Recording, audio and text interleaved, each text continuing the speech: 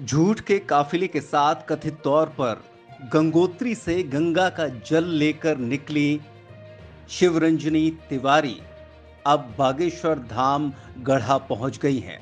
हालांकि जैसे जैसे वो छतरपुर की सीमा में प्रवेश करके बागेश्वर धाम तक पहुंची, तब तब उनके दावों की लगातार पोल खुलती नजर आई। दरअसल 2 दिन पहले शिवरंजनी को मीडिया कर्मियों ने गढ़ी मलहरा में पाया था और यहां पर इंटरव्यू करने के बाद पता चला कि वे पैदल न चलकर अपने वाहन के माध्यम से छतरपुर पहुंच गईं। यहां पर अपने आप को बेबस और लाचार बताते हुए उन्होंने जिला अस्पताल में पहुंचकर अपने बीमार होने की बात कही और डॉक्टर्स ने कहा कि गर्मी की वजह से हल्की सी कमजोरी है और आराम करने की सलाह दी। इसके बाद फिर वे 2 दिन के लिए एकदम से गायब हो गईं।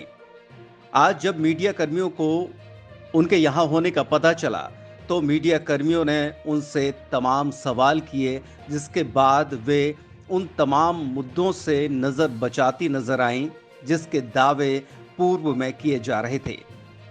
फिर चाहे वो जगत गुरु शंकराचार्य से उनकी रिश्तेदारी का मामला हो या फिर विवाह के उद्देश्य को लेकर निकाली जा रही इस यात्रा की बात हो, सारी बातों को उन्होंने बड़े ही चालाकी से अपने शब्दों के हेरफेर से घुमा दिया और सारी बातों को झूठा करार दे दिया। उन्होंने कहा कि ये बातें मीडिया द्वारा ही उछाली गई हैं और उन्होंने कभी भी बागेश्वर धाम पीठाधीश्वर से शादी की बात नहीं कही। अब एक और मामला सामने आया है। लगभग शाम 5 बजे के बाद छतरपुर से बागेश्वर धाम के लिए निकली शिवरंजनी तिवारी महज 2 घंटे के भीतर ही बागेश्वर धाम पहुंच गईं। अब भला ये कैसे संभव है कि पैदल चलते चलते इतनी दूरी महज 2 घंटे के भीतर ही पूरी कर ली जाए? इस बात का खुलासा उस वाहन के ड्राइवर ने अनजाने में ही कर दिया। अच्छा, हाँ हाँ। अभी आप 10 मिनट पहले ब्रजपुरा में थे।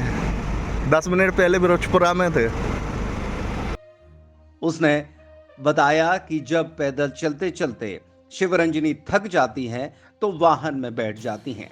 इसका मतलब साफ है कि वाहन का जो रेला उनके साथ चल रहा है वो इसी के लिए है कि बस शहर की सीमा में पहुंचते ही पैदल चलने का नाटक किया जाए और उसके बाद बड़े ही तसल्ली से एसी वाहन में बैठकर यात्रा पूरी की जाए और समाज को बताया जाए कि वे सनातन धर्म के नाम पर गंगोत्री से बागेश्वर धाम की पदयात्रा कर रही हैं। आइए सुनते हैं ड्राइवर ने आखिरकार क्या कहा। क्यों पद यात्रा है? ये कैसी गाड़ी पे बैठ के यात्रा हो रही थी? हाँ, पद यात्रा है शिवरंजनी जी की। आपको क्या लग रहा है? हमें तो सामने देख रहे हैं, हम पीछे कर रहे हैं, आप गाड़ी में बैठ के ला रहे, उधर उतार रहे हैं।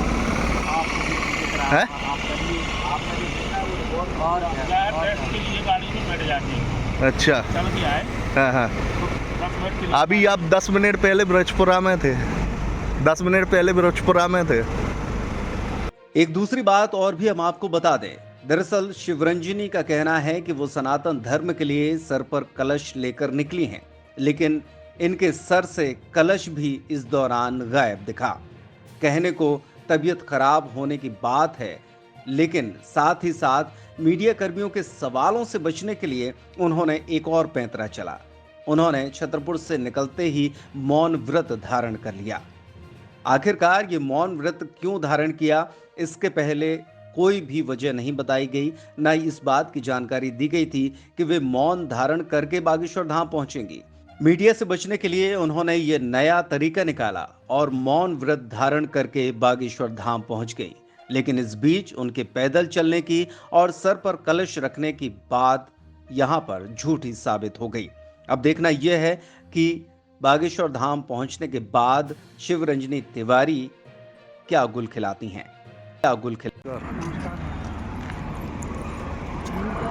आपका पद यात्रा है, कैसा यात्रा है? नहीं, आप लोग बताएंगे, गाड़ी पे बैठ के आ रहे हैं। ब्रजपुरा से अभी स्कॉर्पियो में बैठ के आ रहे हैं आप?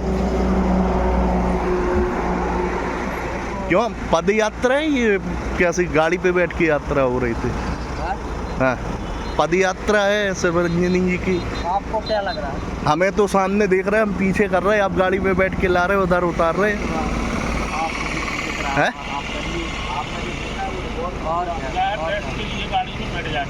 अच्छा, हाँ हाँ। अभी आप 10 मिनट पहले ब्रजपुरा में थे, 10 मिनट पहले ब्रजपुरा में थे।